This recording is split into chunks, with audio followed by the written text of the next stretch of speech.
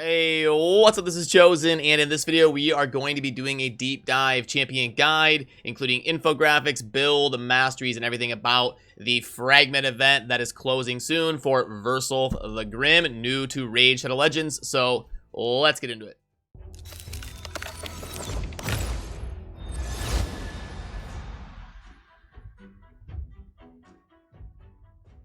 Alrighty, so just in case you're watching this video in the future, as you can see on the portal up there, there is currently a fragment event going on for Versulf the Grim, which is why I'm getting this video out there, as he is a new champion to the game as of that event. If we go into the index tab and we go under Knight Revenant, here is Versulf the Grim, the Force Affinity legendary from the Knight Revenant that scales with HP.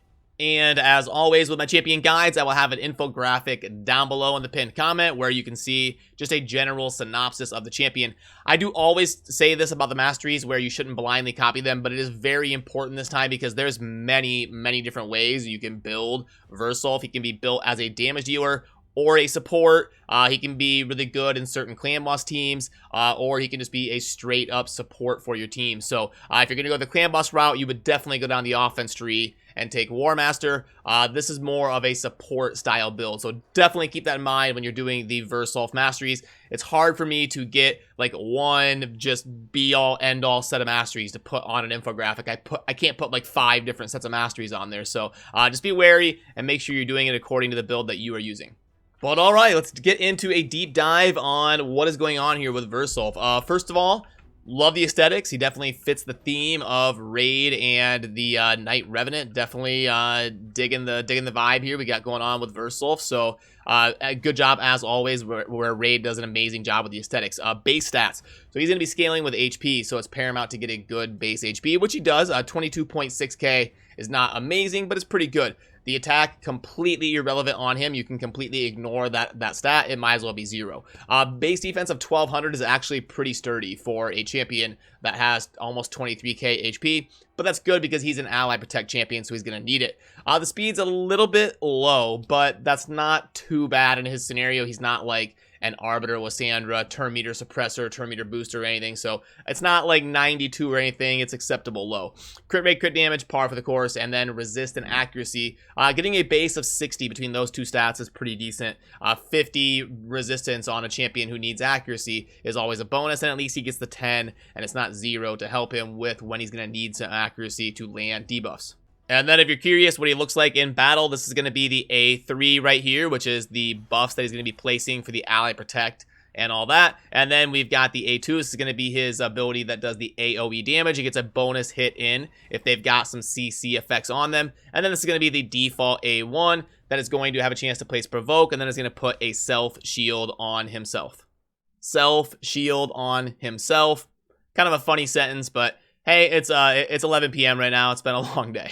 But then as far as the kit is concerned, the default is going to be a single target that is bookable with a bonus of 20% damage with 4 books. And we're going to have a 50% chance of placing a provoke debuff for 1 turn. And then we're also going to place a shield buff on this champion for 2 turns equal to 10% of his max HP. Abilities like that can be pretty good for soloing content. You get him in like regen set or immortal or something, lifesteal, and anytime you've got that consistent shielding going on with consistent CC versus trash waves and stuff, you've got an opportunity for things like Lord Champfort, Vergis, Tomb Lord, where you can get some fun things going on there with soloing some content.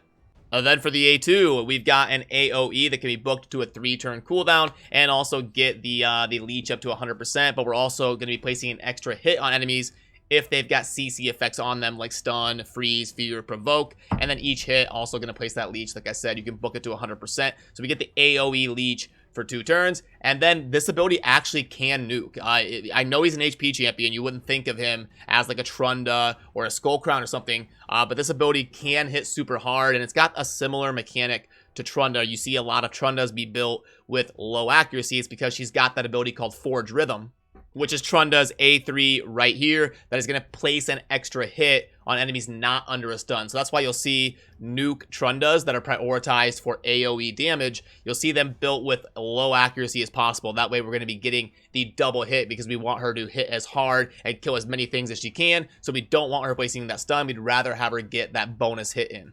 So Versulf has a similar thing going on here with the A2, where if they're, but this time it's the opposite. If they are under something, that's when he's going to get that extra hit. And if he gets that extra hit in, this does actually hit pretty hard. And if you build him with 100% crit and some good crit damage and you hit that qualifier, he can definitely nuke in the arena and take down some teams. But then he's got an A3 here that is going to place an increased defense on all allies for 2 turns. And then also place a 50% ally protection buff on all allies for 2 turns. And we can book that to a 3-turn cooldown. Now, ally protection, just recently, we're starting to learn how broken ally protection can be. There's like world record clan boss teams coming out and stuff. So really cool that he's got a 3-turn ally protection. And then also increased defense is not as common in the game as you would think in terms of having ally-wide increased defense. So definitely a really cool ability here on the A3 with lots of utility.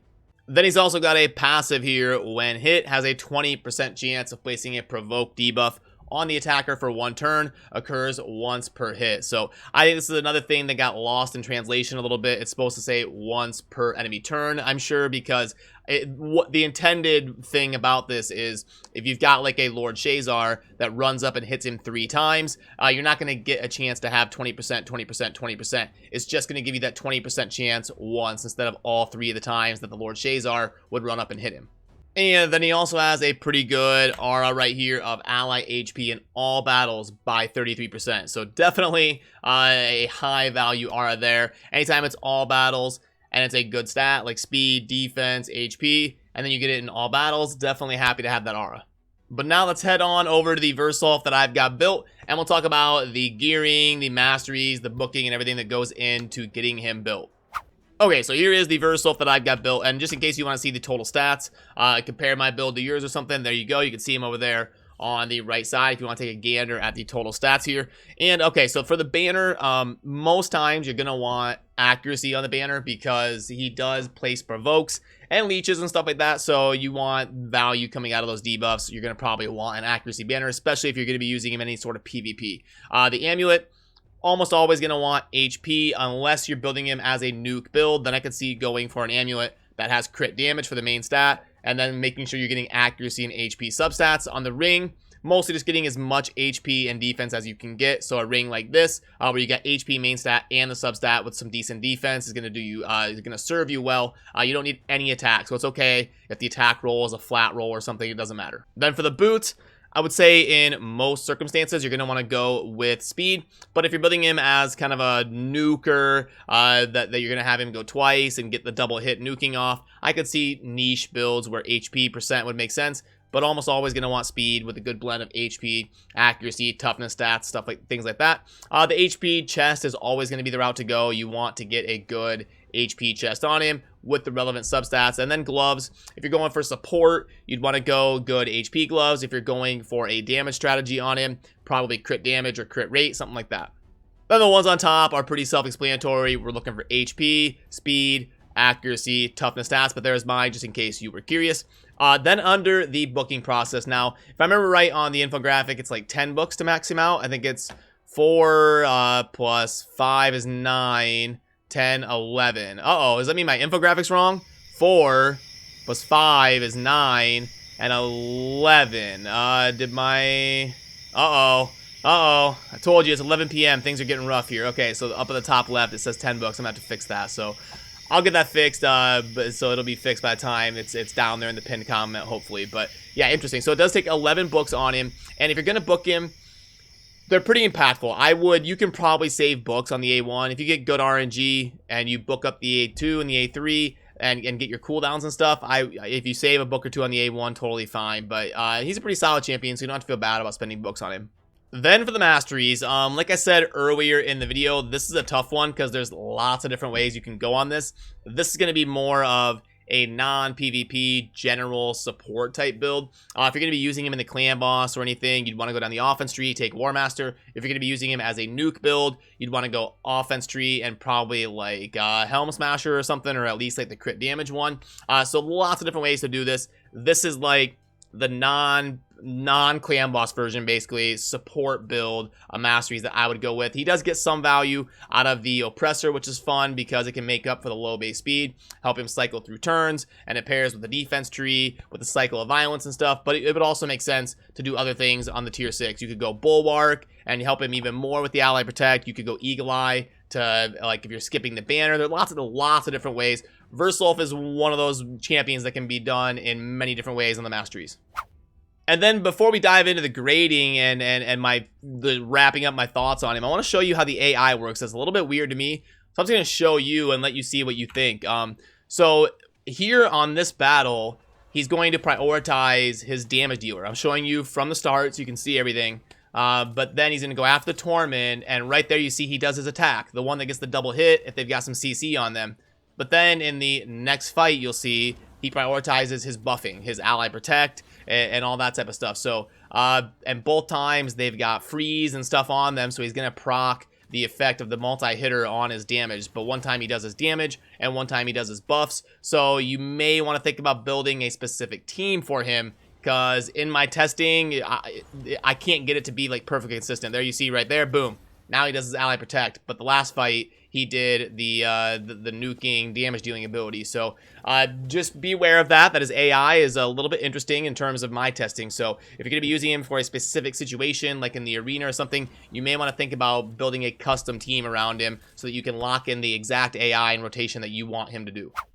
And in case you're curious, we'll take a look at what his AI does solo. So here's a campaign run, and boom, he actually prioritizes his damage. So if a beginner player was going to try to be using him as a campaign farmer or something, he's not going to be good in that role. He's not like a XP farmer, like a Skull Crown or something. But just like there, he did actually prioritize his damage dealing in the campaign scenario. And he is like at least serviceable. He can probably farm the campaign in like 30 seconds or something on Brutal, but he's not going to be somebody that's efficiently farming XP for you there. That run was 26 seconds. And then that first wave, he did prioritize his damage.